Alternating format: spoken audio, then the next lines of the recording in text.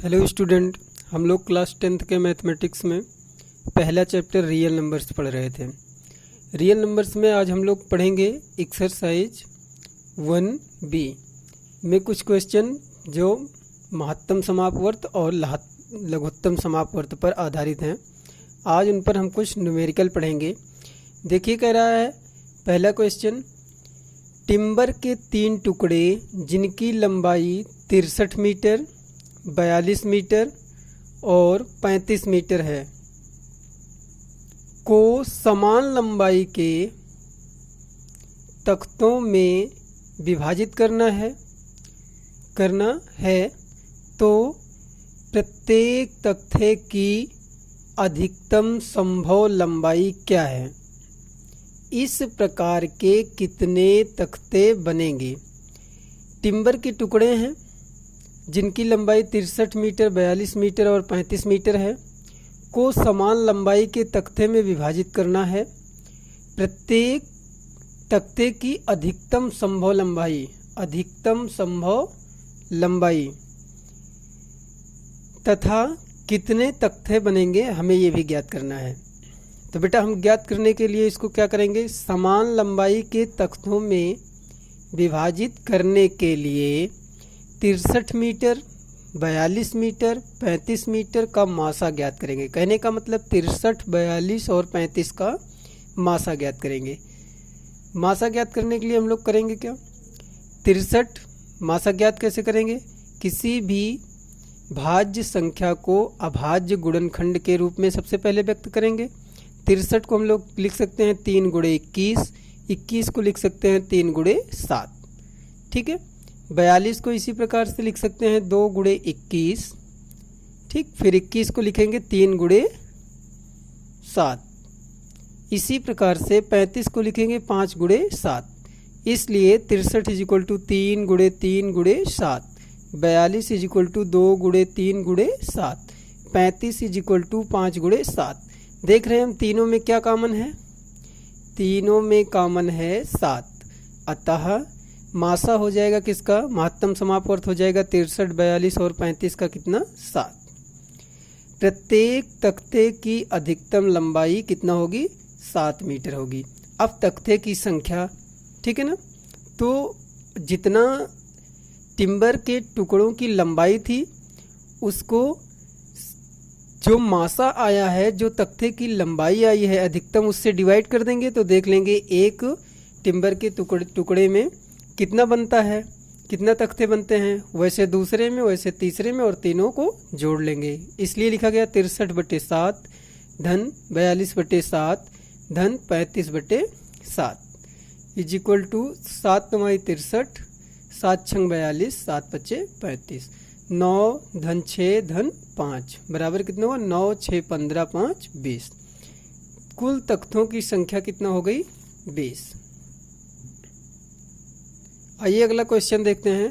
कह रहा है 2 हौजों में 735 लीटर और 504 लीटर पानी है। एक बर्तन की महत्तम धारिता क्या होगी जो दोनों हौजों के पानी को तथ्यतः संख्यात्मक मान में पूर्णतया माप सके।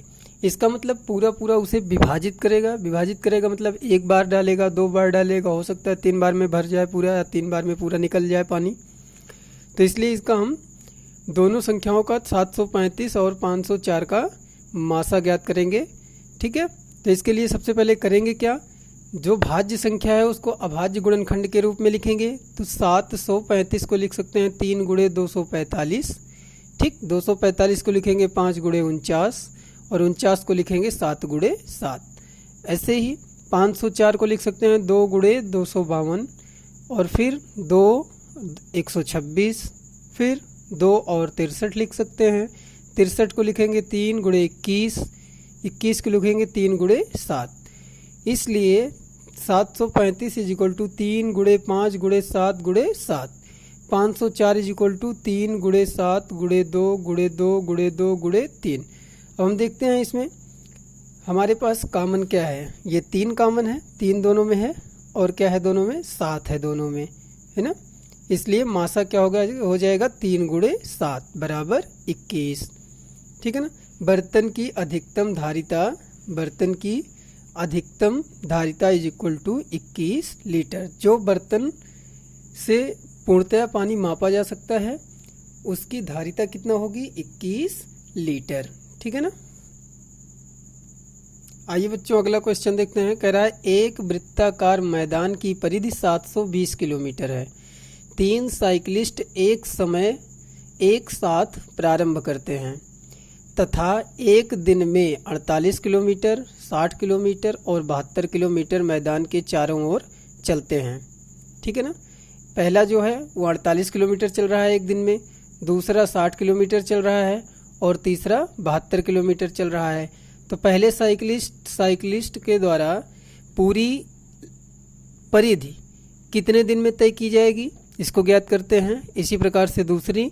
ठीक है। आइए देखते हैं। पहले साइकिलिस्ट को चक्कर पूरा करने में लगा समय, कितना समय लगेगा, जितना अब कुल परिधि है और एक दिन में जितना चल रहा है। तो एक दिन में 48 किलोमीटर चल रहा है और कुल परिधि कितना है, 720 किलोमीटर। तो 720/48 बराबर 15 दिन।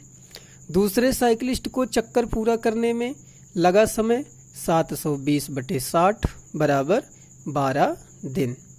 और तीसरे साइकिलिस्ट को चक्कर पूरा करने में लगा समय, तीसरे साइकिलिस्ट को कितना लगेगा, समय लगेगा बेटा कितना, 720/72 बराबर 10 दिन। ठीक। अब कह रहा है कि उनके मिलने के समय के लिए उनके एक साथ मिलने का समय ज्ञात करना है। एक दिन में 48 किलोमीटर, 60 किलोमीटर और 72 किलोमीटर चल रहे हैं। ये क्वेश्चन पूरा नहीं है, अधूरा है। इसमें ज्ञात करना है क्या कि अब वे एक साथ दोबारा कब मिलेंगे। ठीक है ना। दोबारा एक साथ कब मिलेंगे। तो उनके मिलने के समय के लिए हमें 15, 12 और 10 का लासा ज्ञात करना पड़ेगा। लघुत्तम समापवर्त हम लोग ज्ञात करते हैं।